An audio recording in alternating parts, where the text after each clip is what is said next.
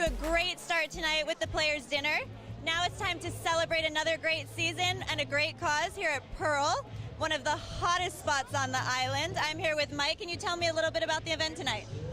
Yeah, it's a partnership we've had with Warren Moon and Tony Gonzalez for the Crescent Moon Foundation this year.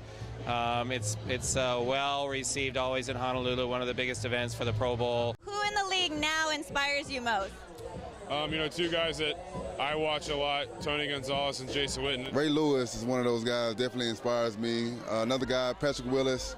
Those two guys are who I definitely mold my game after. My role model and my idol was my dad. Sports just happened to be something that God gave me a talent and I was good at it. And he had a saying to me, he said, son, all you do what you might. Things done by halves are never done right.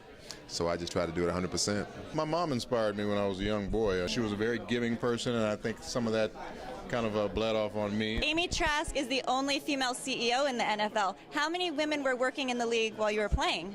They were all secretaries.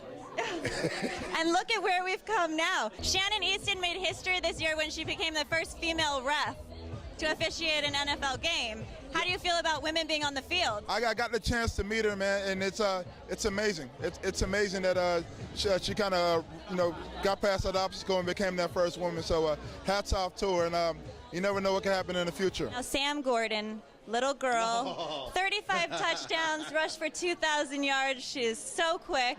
Would you encourage your little girls to play football? I don't think it's a gender thing with football. It just happened to be a sport that the physical acumen of a female trying to play that sport with men, it's taxing on her trying to stay healthy and making it. I'm all about females on the field, and if I could play football, I probably would. How do you encourage the women in your life to watch football?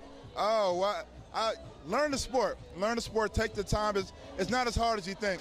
All I have to do is a first down, touchdown, a catch, whatever the play is. It's really not that difficult.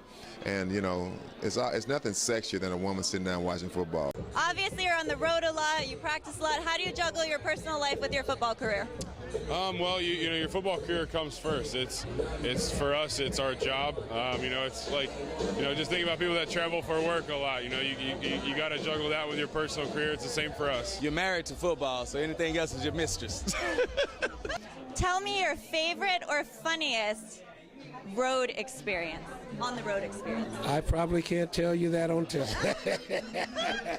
Being in the Football Hall of Fame, holding a record for most rushing yards in one season, tell me, were you cheering for Adrian Peterson this year or not?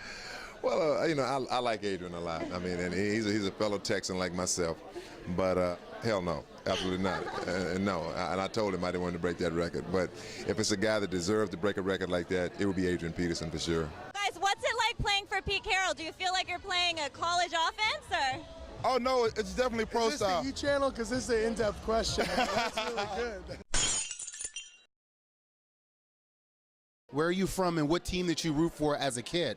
I was actually born and raised in Honolulu, Hawaii, so since we didn't have a team, I always go with the first place I lived, and that was Dallas, Texas, so I have to admit I'm a Cowboys fan. I feel bad for you.